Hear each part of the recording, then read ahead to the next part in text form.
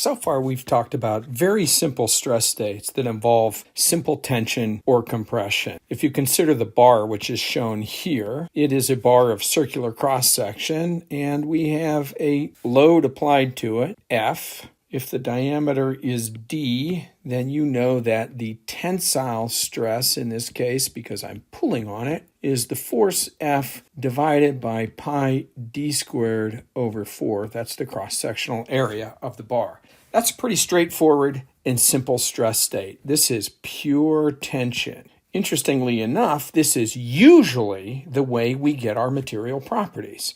So when we look up material properties, they are arrived at through testing in tension. So if you look at a stress-strain curve, you know that for a typical ductile metal, we get a linear elastic region, and we follow that by yield and then increase and finally failure. So we have the ultimate tensile strength, which is the peak load. We have the yield strength, Sy, and we have the elastic modulus, E. Those are the key properties that we get from a tensile test, where we take a standard test specimen, we machine it carefully, we polish it, we grip it. We do all of these tests following ASTM standard test methods. That's American Society for Testing of Materials. That's how we arrive at the material properties. But in real situations, we will encounter much more complicated stress states. So now I show a bar that is loaded in bending, that's the red arrow, in torsion, that's the double black arrow, and in axial load. So it generates a relatively complicated stress state. And if we were to look at that complicated stress state, if we were to go inside here and remove a little teeny material element, we'll move a little cube, and if we had an X, Y, Z coordinate system as shown, you know that in the most general stress state, where we have all of these loads combined, axial, bending, torsion, that we would end up on this face having a normal stress identified as sigma XX. On this face, we would have a normal stress identified as sigma YY. And on this face, we would have a normal stress identified as sigma ZZ. So this face right here is the X face, because the normal to that face is in the X direction, and we have a stress that's pointing in the positive X direction. This becomes a tensile stress. So this is a tensile stress, and this is a combination of normal tensile stresses. It can be more complicated than that. But since we also have torsion, you know that we're also going to have bending. So we will have on the X face a shear stress, tau, on the X face pointing in the Y direction. That's tau XY. We would also have a shear stress on the X face, tau X, pointing in the Z direction. That's tau XZ. On the Z face, we would have tau Z on the Z face pointing in the X direction. It turns out that in order to satisfy equilibrium, tau ZX is equal to tau XZ. We would also have a tau ZY, and likewise on the Y face, we'd have a tau YZ, and we would have a tau YX. So we know a couple of things. We know that tau ZX is equal to tau XZ, tau XY is equal to tau YX, and tau YZ is equal to tau ZY. So we have 3 independent shear stresses, and we have 3 independent normal stresses, and so we have 6 independent stresses in the most general stress state. Now, we don't have to have this complicated loading scenario shown here in order to generate this 3-dimensional stress state. All we have to have is a real material that is fabricated and machined in such a way that it has a complicated geometry. Anytime there's a complicated geometry, so geometric changes, they generate stress concentrations, and then the complicated loading, so the multi-axial loading, as we showed above, generates complicated stress states. Now, our goal always is to understand how to relate the concentrated and complicated stress states to the material properties, which are collected using simple tensile tests. And a lot of what we're going to do in failure theories involves the relationship between complicated 3-dimensional stress states and the simple, easy tensile or compressive stress state.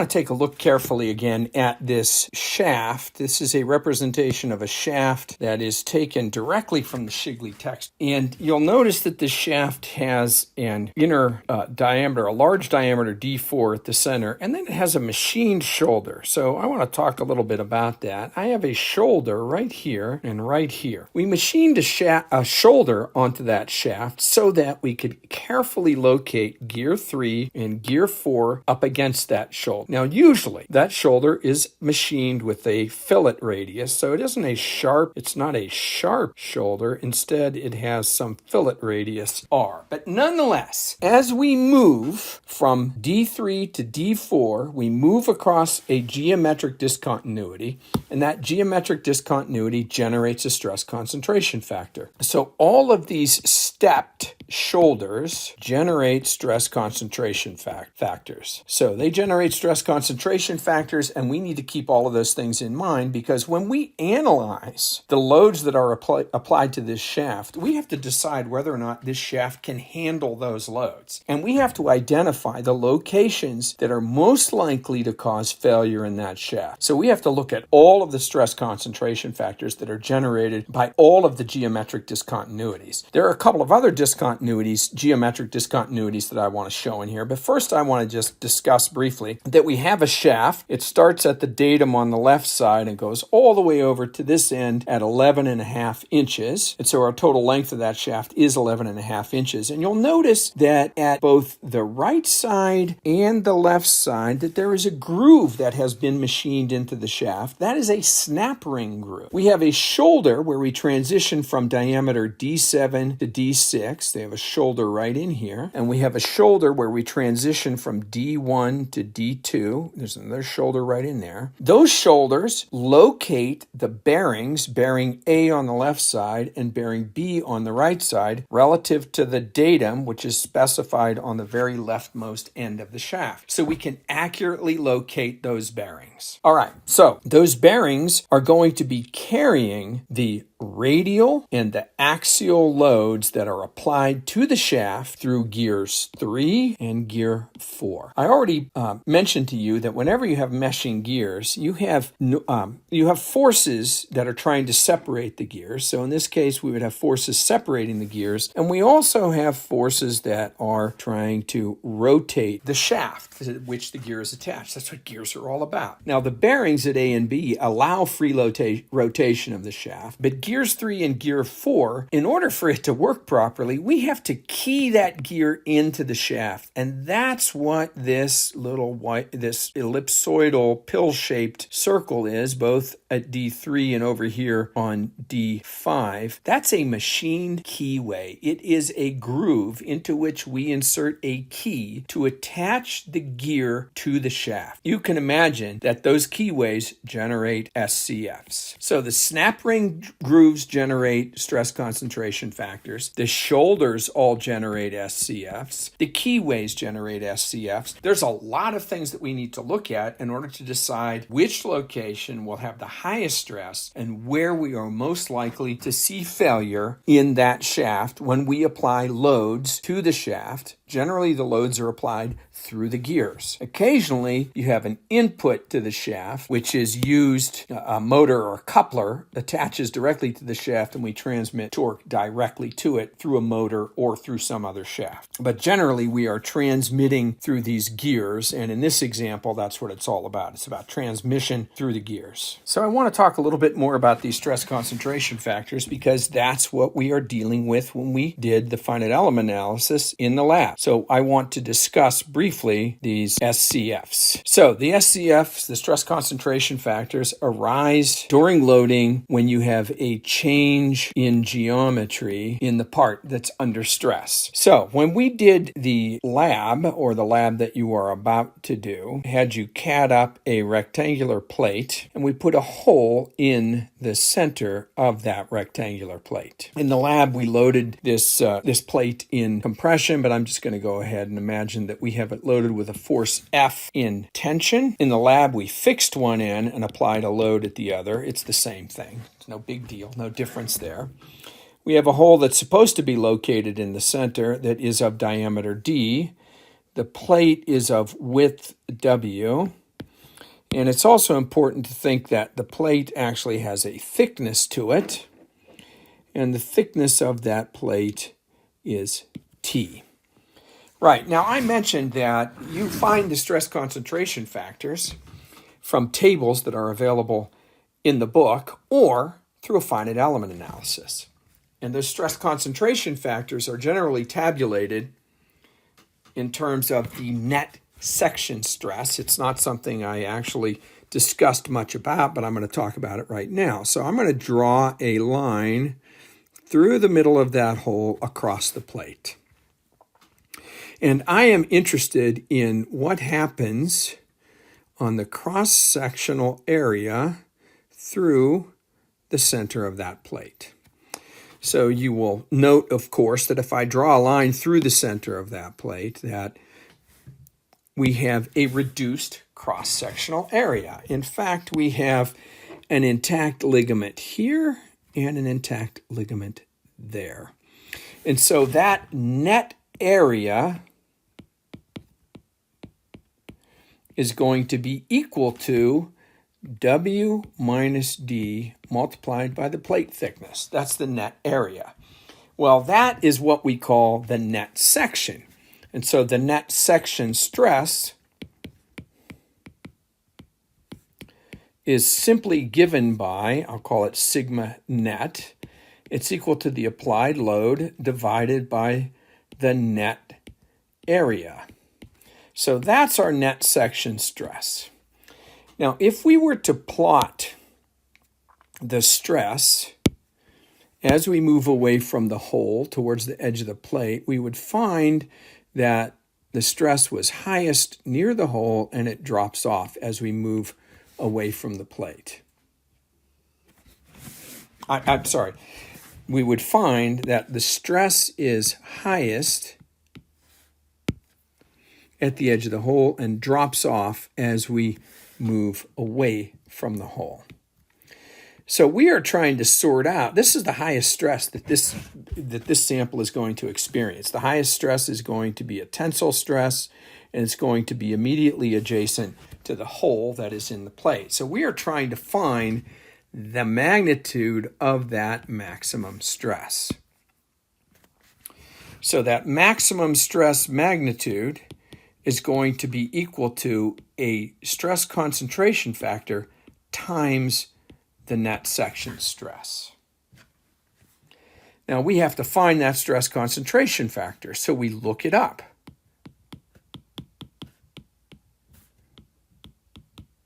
Using table A15. Well, it's not a table and it's not all that easy to use. So I show here table A15 from the book. This is for a plate with a center hole in it. It's very important that the hole has to be aligned with the center line of the plate. Otherwise, it's going to change stress concentration factor.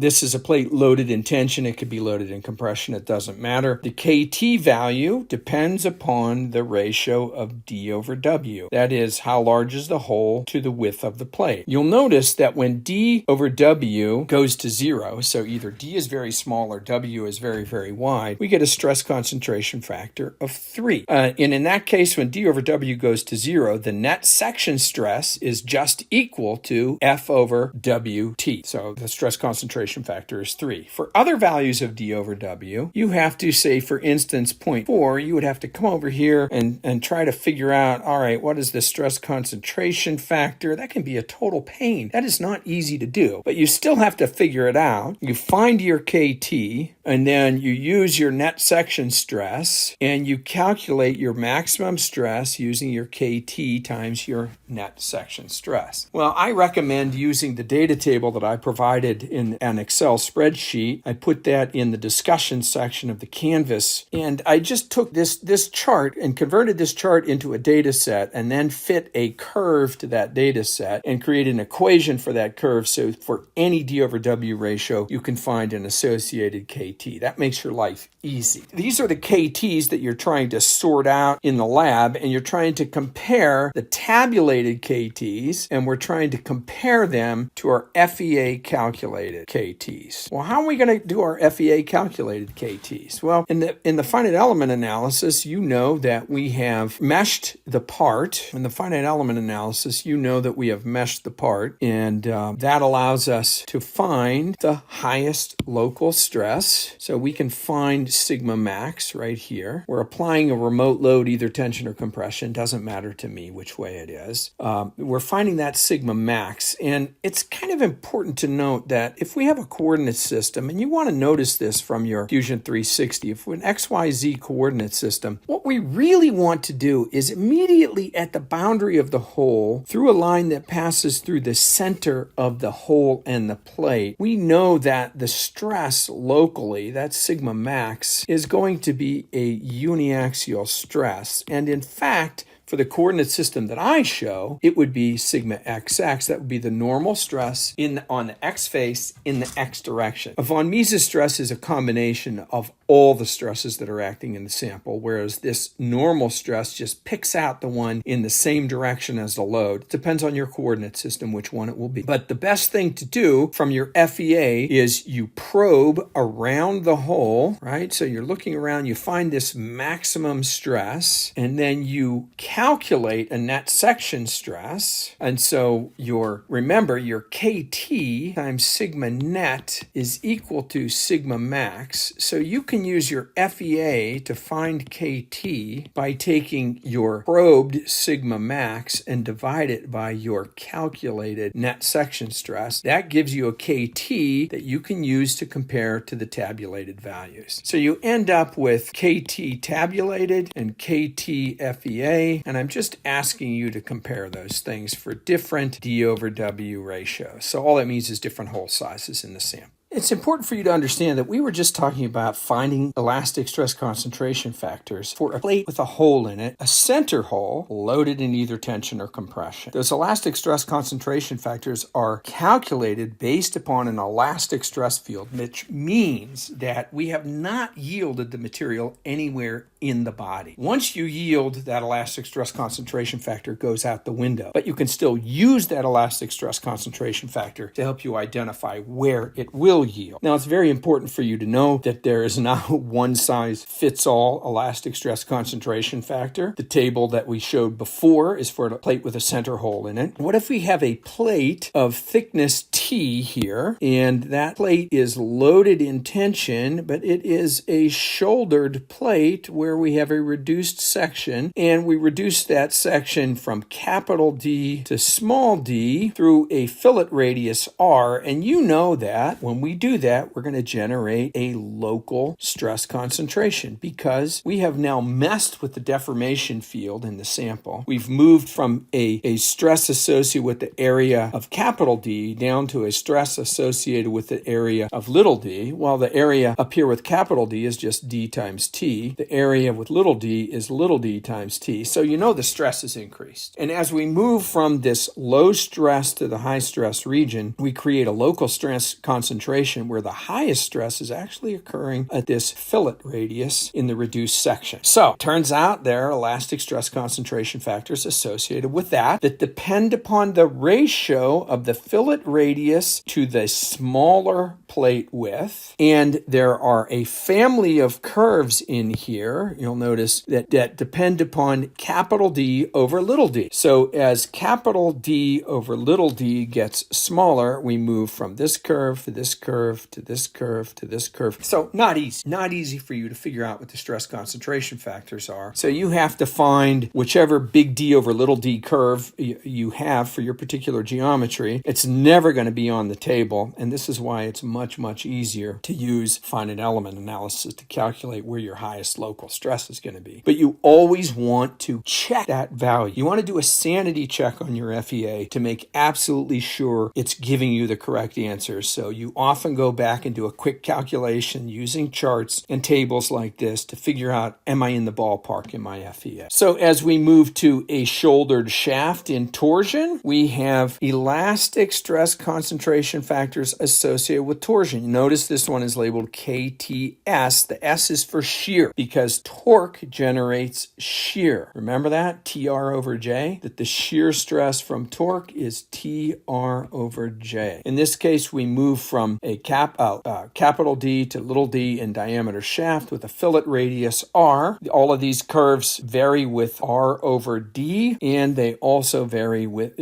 on a different curve for each D over D, capital D over little d ratio you happen to have. Now, remember, in order for you to find the highest local stress, sigma local, you have to take the KT and you have to multiply it by something. For the plate, we did a net section stress, but for a shaft, a shouldered shaft, we're going to do it for the smaller diameter, not net section stress, but we're going to calculate what the torque is for the smaller diameter shaft. All right. So in this case, what we would do is we would find tau for TR, where we're using little d, TR over J. That's tau associated with the smaller diameter section. We multiply that by KTS, so tau max is equal to KTS times T little d over 2J. That's how we find that maximum shear stress. In this case up above where we had a bar in tension, we're going to find the stress in the smaller section. So we're going to take F over little dt and we're going to multiply that by KT, and that's going to give us our maximum local stress. So you got to learn how to use these tables, and you got to make sure you're multiplying the KT by the appropriate stress.